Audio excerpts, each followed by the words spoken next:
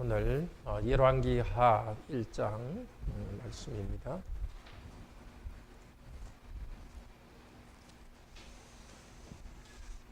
오늘 공부할 때는 이 표 있죠? 표가 오늘 중요한데 혹시 표가 없는 분은 한번 뒤에 표가 없는 분 한번 손 들어 보시겠어요? 이 표? 예, 많이 없군요.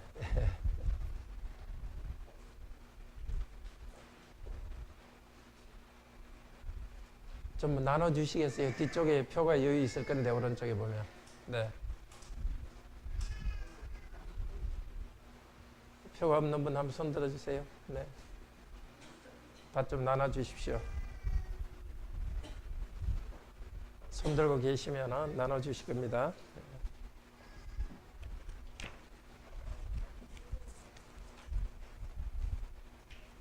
그건 중요한 표니까 댁에 없으신 분은 안 가지고 계신 분이 이걸 잘 성경에 넣어서 보관하시고요. 집에 있으신 분은 두고 가시고요.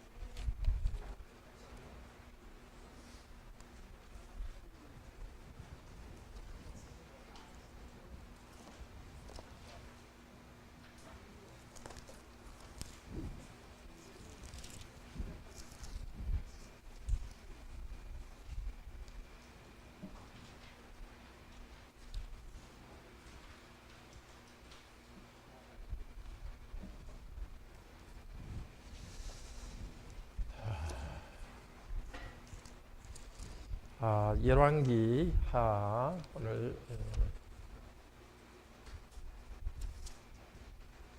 1장인데요. 1장에서 8장까지 좀 긴 내용이지만 전체를 한번 훑어보겠습니다. 열왕기하는 아하방의 가문이 계속 되는 이야기입니다. 그 표에서 한번 볼까요?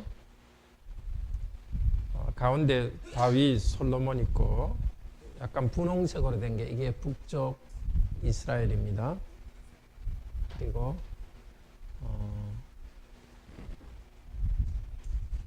저 선풍기 각도를 조금 밑으로 내려주시겠어요? 마이크에 조금 소리가 나는데 각도를 약간 밑으로 누르면은 바람이 제 위로 안 올라오면 되거든요. 예, 그렇게 하시면. 북쪽 이스라엘이 여로보암 있고 바사, 엘라, 시므리, 다본이 있고요. 그 다음에 조금 두껍게 된 게 아합 있죠. 아합 왕조가 이제 아합의 아버지가 오므리고요. 그리고 아합이 있고 그 다음에 아합의 아들 아하시야가 있고요. 그 다음 왕이 여호람인데 여호람은 아하시야의 아들이 아니라 그 아합의 아들입니다. 그러니까 아하시야와 여호람은 서로 형제입니다.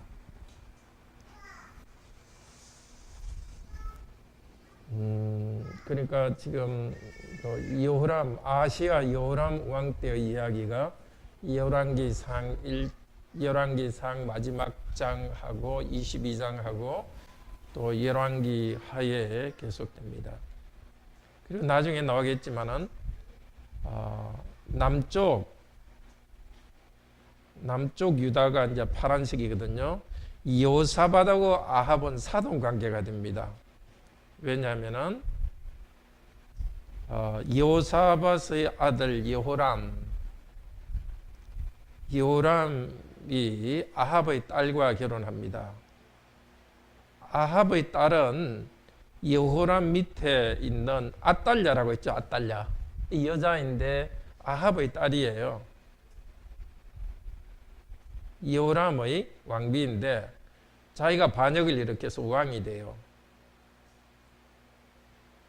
이 관계가 복잡하죠. 자, 아합의 아들 아하시야, 또 다른 아들 여호람, 아합의 딸 아달랴 이렇게 이제 되는데 아달랴는 남쪽 유다 왕 여호람과 결혼해서 아하시야라는 아들을 낳습니다.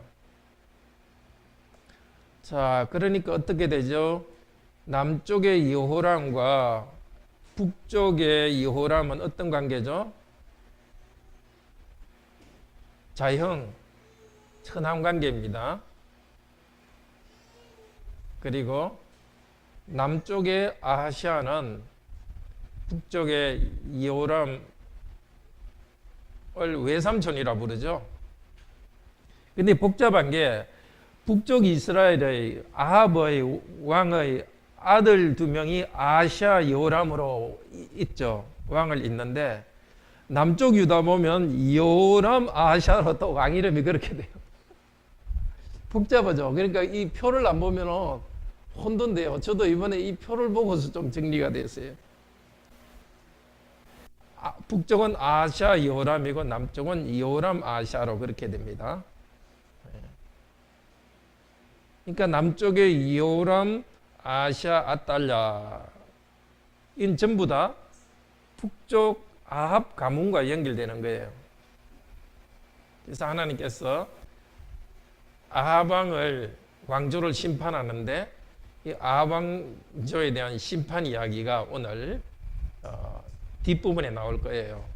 그렇지만 그 전에 심판할 사람, 주요한 사람인 엘리사, 또 아람 왕 벤하닷, 아람은 하사엘.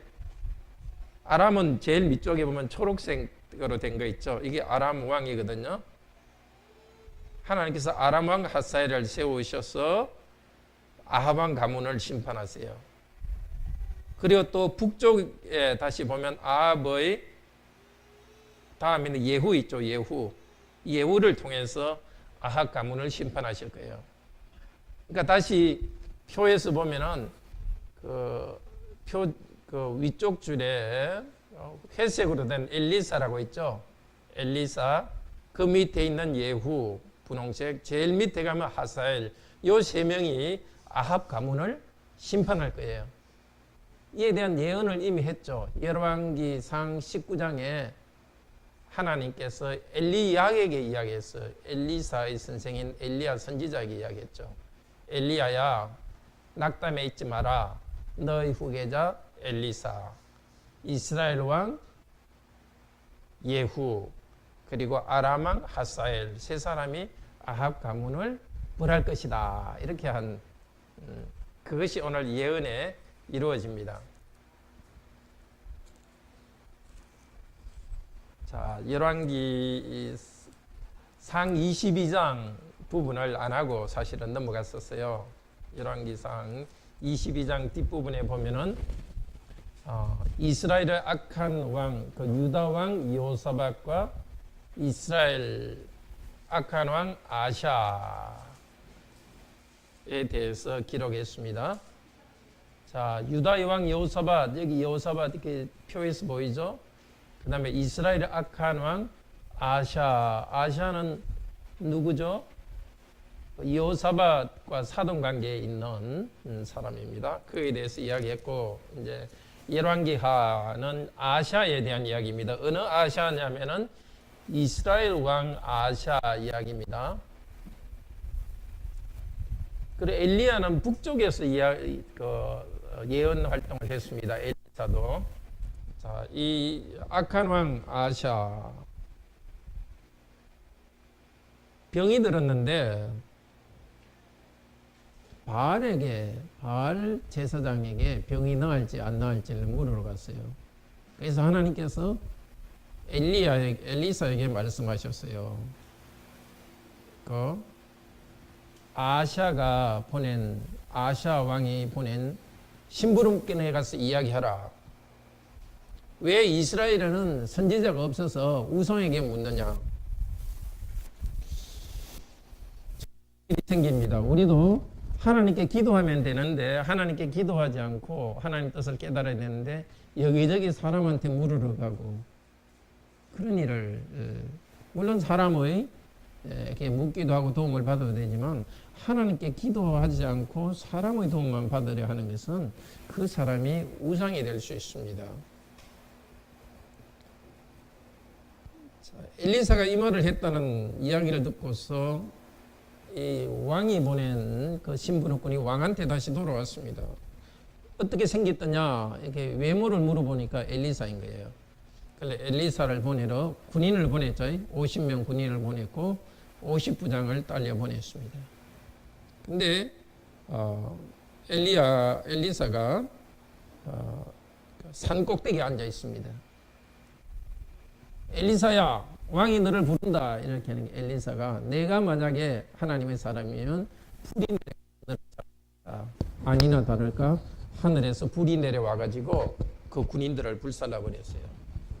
그러니까 왕이 두 번째 사람을 보냈는데 두 번째도 하늘에서 불이 내려와 가지고 이 사람들을 불살라 버렸어요.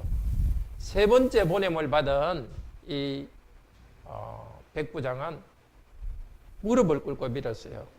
선지자님, 저와 이 온 군인들을 불쌍히 여기시고 그냥 와주시옵소서 하니까 엘리사가 그냥 왔습니다. 겸손이 참 중요하죠. 자, 이 군인들은 자기 왕이 시켰으니까 왕이 시킨 것을 해야 됐겠죠. 해야 되지만은 교만하게 하지 않고 겸손하게 했을 때 살아남았습니다.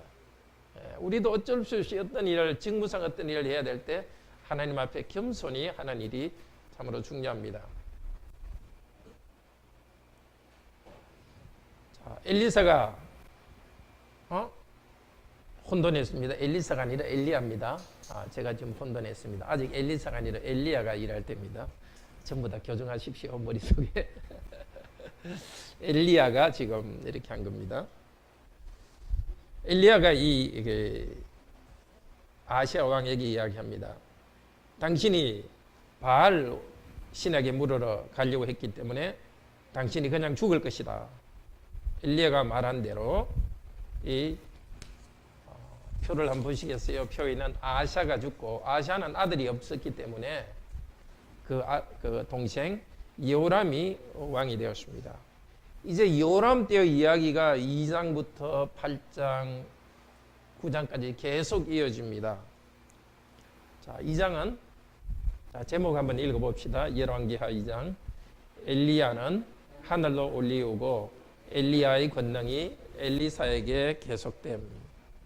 자, 이제 엘리야를 하나님께서 하늘로 올라가려고 할 때 엘리사가 따라옵니다. 엘리야는 따라오지 말라 했는데 계속 따라옵니다.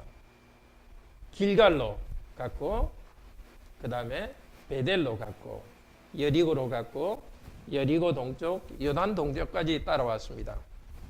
그때 엘리야가 엘리사한테 묻습니다. 네가 뭘 원하느냐? 그렇게 하니까 9절, 2장 9절 한번 읽어볼까요?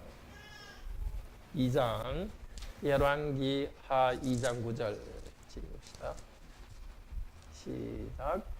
건너에 엘리야가 엘리사에게 이르되 데려감을 당하기 전에 내게 어떻게 할지를 구하라. 엘리사가 이르되 당신의 성령이 하시는 역사가 갑절이나 내게 있게 하소서 하는지라. 솔로몬이 기도한 것과 비슷하죠. 하나님께서 솔로몬에게 구하라 할 때 지혜를 달라고. 지금 이 엘리사도 지혜의 영, 성령님을 갑절이나 달라 그렇게 합니다. 그대로 되어서 하나님께서 능력을 주실 것입니다. 두 사람이 말할 때 갑자기 불수레와 불말이 나타났고, 하나님의 불수레와 불말입니다.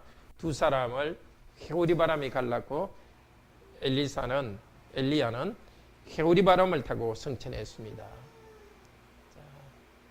이 땅을 넘어서 천국이 있다는 증거죠. 우리도 부활할 거라는 것의 증거죠. 또 하나님 아들 예수 그리스도께서 부활하여 하늘로 갈 것이라는 것을 미리 보여주고 있습니다. 자, 엘리사는 이제 선생님의 옷을 가지고 왔습니다. 요단 동쪽인데 오면서 요단강에서 겉옷을 가지고 물을 치니까 요단강이 갈라졌습니다. 이제 하나님께서 선생에게 있던 능력을 엘리사에게 능력을 주셨습니다. 19절 이전부터는 이제 엘리사가 어디에 왔느냐면 여리고죠. 여리고에 왔는데 사람들이 물이 좋지 않아 가지고 열매를 맺지 못한다고 합니다. 그래서 엘리사가 소금을 담아 가지고 물에다 뿌리니까 던지니까 물이 고쳐졌다. 그래서 물에 독이 없어지고 많은 열매가 맺게 됐다 이렇게 합니다. 이것은 여러 가지로 상징적입니다. 모세의 인도로 이스라엘 백성이 홍해를 건넜을 때 일입니다. 지금 요단강을 건넜을 때와 비슷하죠. 홍해를 건넜을 때에 그곳에 물이 있었는데 물에 써서 먹지 못했습니다. 그때 모세가 나뭇가지를 던졌을 때 물이 치유되었습니다. 자, 여기 21절에도 물을 고쳤다 이렇게 하고 있죠. 같은 말입니다. 물을 치유했고 먹을 수 있게 되었습니다. 옛날 모세와 같이 했었던 하나님의 능력이 이제 엘리사와 함께 계속 일하십니다. 위대한 하나님의 능력은 이스라엘이 이렇게 하나님을 배반할 때도 계속되고 있다는 하나의 증거로 보여주고 있습니다. 마찬가지입니다. 그때 함께 하셨던 하나님의 능력은 지금도 함께 하십니다. 우리의 필요를 따라서 하나님께서 우리가 쓴물과 같이 힘든 그런 일을 당할 때 하나님께서 치유해 주십니다. 자, 토산이 이제 말하자면 곡식이 이제 풍요롭게 되었습니다. 하나님께서 하나님 백성들에게 번성하게 하시는 일을 계속 하겠다는 것을 보여주고 있습니다. 자, 그 다음에 베델로 올라갑니다. 베델로 올라가고 있는데 지금 엘리사가 가는 길은 엘리야가 왔던 길을 거꾸로 지금 가고 있습니다. 그때 젊은 아이들이 나와서 엘리사를 대머리라고 놀렸습니다. 이 아이들이 아니라 사실은 청소년, 뭔가 사물을 판단할 수 있는 청소년 아이입니다. 대머리여 하는 것은 그냥 엘리사가 진짜 대머리였는지 대머리가 아닐 수도 있습니다. 근데 이건 상당히 비꼬는 말일 수 있습니다. 하나님께서 제사장은 대머리를 만들지 말라고 그랬습니다. 근데 지금 그걸 가지고 젊은 사람들이 비꼬고 있습니다. 당신은 제사장과 같은 역할을 하겠느냐? 차라리 머리를 잘라서 대머리가 돼서 제사장 일도 하지 못하라 하고 조롱했습니다. 그때 하나님께서는 곰이 나오게 해서 그 사람들을 심판했습니다. 하나님 너무 가혹하실까요? 너무 가혹한 분일까요? 대머리라고 말했는데 이렇게 사람을 죽이는 가혹한 분일까요? 그게 아니라 이 사람들이 하나님의 이름을 모독하는, 하나님이 세우신 직분자를 모독하면서 하나님을 모독하기 때문에 그런 심판을 당했습니다. 바로 엘리야의 능력을 가지고 성령님의 능력을 가진 사람을 알고도 하나님의 이름을 망령되게 심판했기 때문에, 망령되게 불렸기 때문에 심판을 받은 것입니다. 자, 3장은 제목 읽읍시다. 엘리사가 이스라엘 연합군이 모압을 이기도록 예언함. 여호사밧의 18년에 아합의 아들 요람이 이스라엘 왕이 되었다. 아까 앞쪽에 열왕기 상에 했던 걸 다시 한번 반복합니다. 아합의 아들 요람이 왕이 되었을 때 이스라엘 군과 북쪽 이스라엘과 남쪽 유다가 연합하여서 모압과 전쟁을 했습니다. 물이 없었습니다. 그때 어떻게 했습니까? 남쪽의 여호사밧 왕이 북쪽 요람 왕에게 이야기합니다. 선지자에게 가서 물어봅시다. 이렇게 하니까 이제 엘리사에게 갔습니다. 그래서 엘리사가 거문고를 탈 사람을 불러와 가지고 거문고를 타는 중에 하나님의 성령에 감동됩니다. 이 거문고라는 것은 이 거문고 자체가 어떤 능력이 있다기보다도 하나님을 찬양하는, 하나님 향한 찬양입니다. 하나님을 찬양하는 가운데 하나님의 영이 임하신 겁니다. 에베소서 5장 18절 뒤에도 성령으로 충만하라 하면서 시와 참여와 신령한 노래로 하다바라. 우리가 하나님을 찬양할 때, 성령을 따라 하나님 바로 찬양할 때 하나님의 성령이 우리를 감동하십니다. 그러니까 어려움이 있다고 그냥 어려움만 생각하지 말고 어려움이 있을수록 하나님을 찬양하는 노래. 내가 힘든 말 탄식만 하지 말고 하나님을 찬양하는 일을 할 때 하나님께서 우리를 감동하십니다. 자, 일리야가 얘기합니다. 땅을 파십시오. 비가 전혀 없었는데 구름도 없고 비도 없는데 땅을 파라 이렇게 했습니다. 그랬더니 이스라엘 쪽에 물이 가득했습니다. 그냥 땅에서 위쪽에서 물이 흘려와서 물이 가득했습니다. 근데 아침에 이제 새벽에 햇빛이 나니까 이게 이제 붉은색을 띱니다. 모압 군대들은 멀리서 보니까 어젯밤에는 없었던 그 붉은색이 이제 아침에 있는 거예요. 피로 착각을 했어요.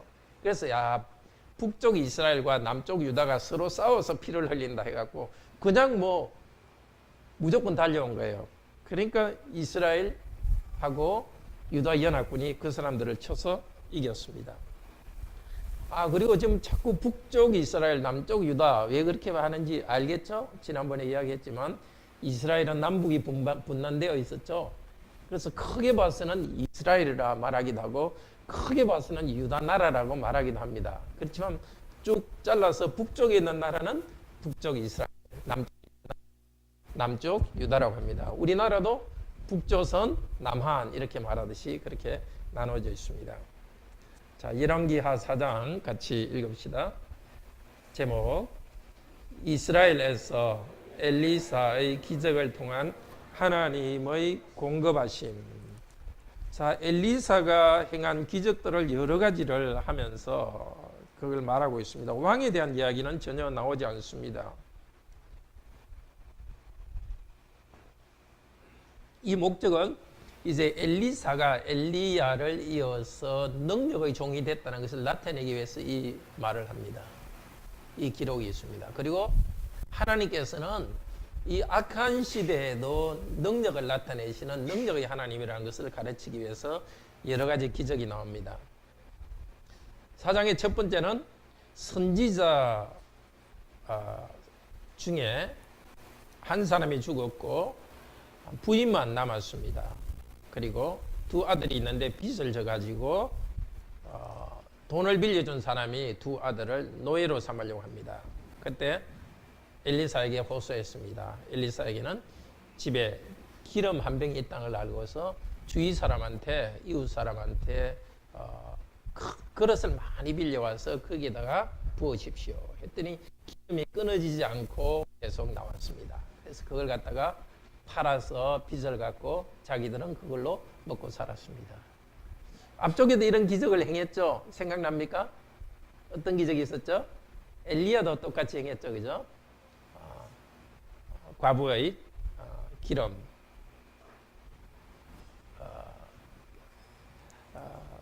병에서 계속 기름이 나오게 해서 그걸로 먹었습니다. 자, 엘리야의 능력이 엘리사에게 계속되고 있습니다. 하나님의 사람에게 아주 고통 중에 있을 때 하나님께서는 기적으로도 먹여주십니다. 그러니까 우리들도 하나님의 사람으로 살아갈 때 경제적으로 힘들고 어려울 때 걱정만 하지 마시고 하나님께 기도합시다. 하나님께서는 대책이 있으십니다. 자, 8절부터는 엘리사가 수넴 지역, 사마리아 북쪽인데요. 그것을 지나가며 여러 가지 예언 활동을 하고 백성들을 도왔습니다. 그때 한 아주 부자 여인이 남편과 의논해서 자, 우리 엘리사 선생님을 위하여서 선지자를 위하여서 우리 집 위쪽에 방을 하나 만들어 담위에 방을 만들고 그곳에 엘리사 선생님이 있도록 합시다 했습니다. 그런데 10절에 보면은 방을 만들고 그 안에 상과 촛대를 둡시다. 거기 둡시다. 이런 표현이 있죠. 상, 촛대, 거기 이런 것들은 성전에 대해서 쓰는 말입니다. 북쪽 이스라엘은 성전이 없습니다. 남쪽에만 성전이 있습니다. 근데 이 방은 사실 성전을 상징합니다. 제사장도 없고 성전도 없지만 하나님의 선지자가 있는 그곳이 바로 성전입니다. 말씀이 있는 곳이 바로 성전입니다. 지금도 우리가 예배로 말씀으로 예배드리는 이곳이 바로 하나님께서 계신 성전입니다. 자, 엘리사의 비서 역할을 하는 청년 이름이 누구죠? 게하시죠? 게하시. 게하시한테 물어봤습니다. 이 집에 뭔가 필요한 게 없냐 했더니 이 부부가 나이는 들었는데 애가 없습니다. 그래서 엘리사가 예언을 했습니다. 내년 이때가 되면 아이가 생길 것이다. 그 예언대로 노부부는 임신을 했고 애가 태어났습니다. 근데 그 애가 죽었죠? 들판에서 죽어버렸습니다. 그래서 그 어머니는 그 아이를 집으로 데려와 앉히고 엘리사에게 갑니다. 엘리사에게 가가지고 27절에 보면은 엘리사의 발을 안았습니다. 그러니까 게하시 엘리사의 비서는 막 밀치려고 하니까 엘리사는 가만두어라, 괴로움이 있다. 참 엘리사의 그 참 자비로운 모습을 보게 됩니다. 예수님도 어린아이들이 예수님께 올 때에 어린아이들이 내게 오는 것을 용납하라, 귀찮아하지 않고 받아주셨습니다. 슬픔에 있는 여인을 받는 이 선지자의 모습에서 참 우리의 슬픔을 안으시는 하나님의 모습을 봅니다. 여인이 이야기합니다. 나와 꼭 같이 가야 됩니다. 엘리사는 가서 그 아이의 위에 엎드리고 입을 입에 대고 손을 손에 대고 아이를 살립니다. 이것도 전에 있었던 이야기죠. 엘리야도 자기 를 돕던 그 집에 아이가 죽었을 때에 그 위에 몸을 덮어가지고 일어나게 됐습니다. 엘리야의 능력이 엘리사에게 계속되고 있습니다. 자, 그 다음에 역시 흉년 이야기입니다. 흉년 때에 선지자들이 38절부터는 선지자들이 들에서 채소를 가져와 가지고 솥에 넣었는데 거기에 독이 있었습니다. 그래서 엘리사가 가루를 가져와서 솥에 던져서 그 독이 없어지게 했습니다. 자, 그리고 그 다음에는 42절에는 2절부터는 역시 가뭄 때에 어떤 사람이 떡과 채소를 가져왔는데 사람들이 먹기에는 너무 적었고 엘리사가 기도하니까 많은 사람이 먹게 됩니다. 자, 힘과 힘든 가운데서도 하나님께서는 하나님의 백성들을 먹여주십니다. 너희는 무엇을 먹을까 무엇을 마실까 염려하지 말고 그 나라와 그 일을 구하라. 그리하면은 이 모든 것을 더하시리라. 약속한 대로 구약 성도들에게도 하나님께서는 굶어 죽지 않도록 먹여주십니다. 하물며 더 풍요로운 시대를 사는 우리에게는 하나님께서 먹여주심을 확신합니다. 근데 여기에 이 예언, 이 기적도 상징적입니다. 솥에 삶는다, 또 채소, 떡 이런 것들은 구약의 성전의 제사장에게 떡을 가져오고 또 구약 성전에서 고기를 삶는 것에 쓰던 표현입니다. 자, 제사, 참된 제사는 하나님을 향한 참된 경배가 없어진 이 시대지만은 이 선지자의 말씀하는 선지자를 통해서 하나님께서는 하나님에 대한 예배를 보존해 가십니다. 우리 시대에도 참 예배가 약해지는 이런 시대입니다. 그렇지만 우리가 말씀을 꼭 붙잡고 나아갈 때 하나님에 대한 예배를 올바로 할 수 있습니다. 여호와의 말씀을 꼭 붙잡고 나가는 것이 중요합니다. 44절에는 여호와의 말씀과 같이 다 먹고 남았더라 하는 것을 강조합니다. 하나님의 말씀대로 선지자의 말씀대로 우리는 예배하고 또 선지자의 말씀을 따라 살아갈 때 하나님께서는 우리가 먹고 살도록 하십니다. 정말 먹고 살 것인가 하는 실제적인 염려에 너무 눌리지 말고 말씀을 따라서 살아갈 수 있기를 바랍니다. 자, 5장 제목 읽읍시다. 아람 장군 나아만은 문둥병 치유받음 선지자의 비서 게하시와 그 후손은 탐욕으로 문둥병. 이스라엘과 싸우던 아람 왕이 자기의 군대 장관, 군사령관을 이스라엘 왕에게 보냈습니다. 문둥병을 치료해 주십시오. 이스라엘 왕은 당황했습니다. 저 아람 왕이 우리하고 전쟁 일으키려고 하고 있다. 내가 무슨 재주로 이 문둥병을 고치겠느냐. 그때 엘리사가 왕에게 가서 나한테 그 사람을 보내주십시오 했습니다. 자, 엘리사에게 왔는데 엘리사가 어떻게 했죠? 만나주지도 않고 요단 강물에 가서 씻으십시오. 그러니까 이 나만이라는 이 장군이 화가 났죠. 우리 다메섹에는 더 좋은 물이 있는데 거기서 씻으면 될 걸 갖다가 왜 여기서 씻으라고 하느냐. 그래서 12절에 보면 5장 12절에 보면 분한 마음으로 떠납니다. 그때에 한 종이 와서 더 어려운 일을 하라고 해도 할 텐데 이 어려운 일도 아닌데 합시다. 요단강물에 씻었습니다. 그러니까 깨끗하게 되었습니다. 왜 이렇게 했을까요? 선지자가 만나주지 않고 요단강물에 씻으라 했을까요? 교만한 이 장군의 마음을 딱 꺾어서 겸손하게 하기 위해서입니다. 하나님께서는 교만한 자를 대적하시고 겸손한 자를 높이십니다. 우리도 교만하면서 하나님께 뭘 받으려고 생각해서는 안 됩니다. 하나님께 기도하면서 정말 가난한 심정으로 하나님께서 저를 도와주지 않으시면 저는 아무것도 아닙니다. 정말 탄식하는 심정으로 하나님께 간구할 때 하나님께서는 우리 기도를 들으십니다. 자, 치유받은 다음에 나아만 장군은 와서 엘리사에게 말합니다. 이 선물을 받아 주시옵소서. 이제 나는 하나님만 섬기겠습니다. 엘리사가 선물을 받지 않았습니다. 왜 그랬을까요? 받을 수도 있지만은 받지 않았습니다. 저 이방 나라 사람들은 신에게 뭘 바쳐가지고 신이 복을 준다 생각합니다. 하나님도 마치 돈을 받고 병 고치주는 그런 신으로 오해할까 봐서 받지 않았습니다. 그런데 나아만 장군이 부탁합니다. 그러면은 내가 흙이라도 가져가게 해주시옵소서 해서 이스라엘 땅의 흙을 가져갑니다. 그리고 앞으로는 제가 다른 우상은 절대 섬기지 않겠습니다 하고 맹세합니다. 그리고는 부탁합니다.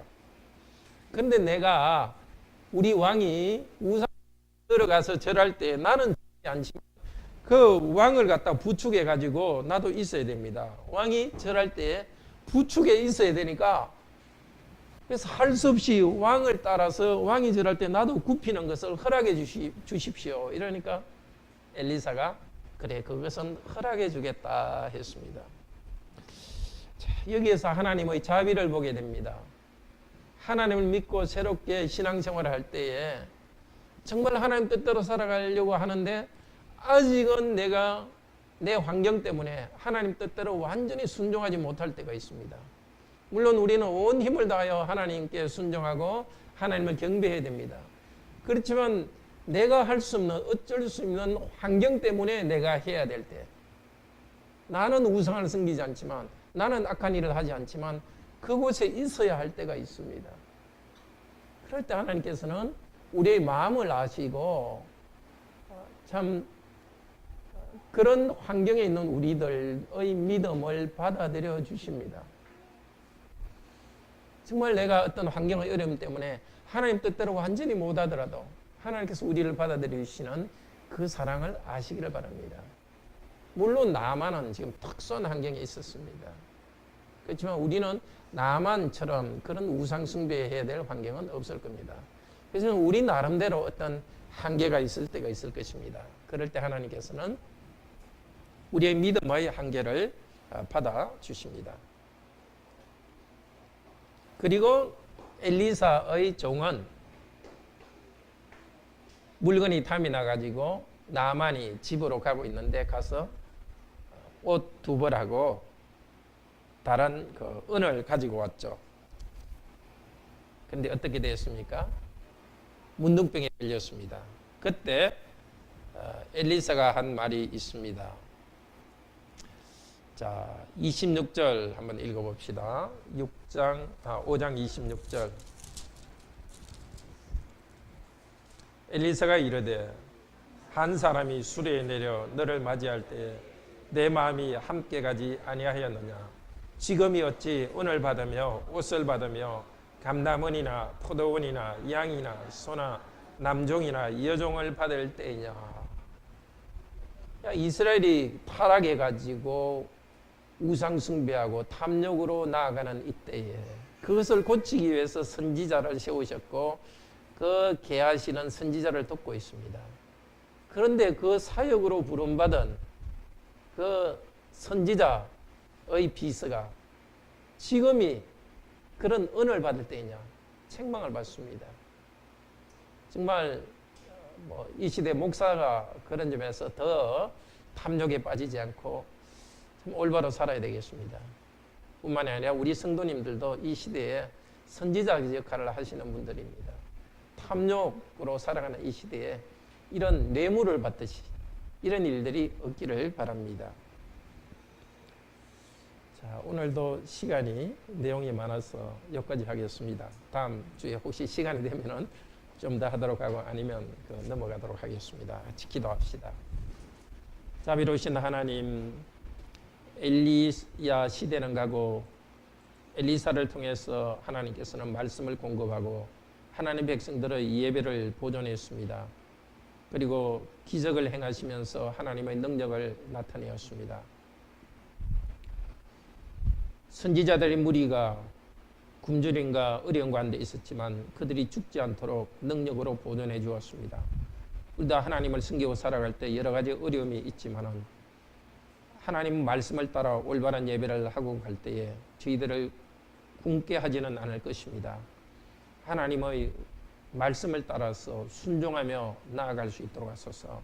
우리의 현실적인 문제를 하나님께서 풀어주실 것을 항상 낙관적으로 믿고 말씀에 순종하는 우리들이 되게 하소서. 주 예수 그리스도 이름으로 기도드립니다. 아멘. 함께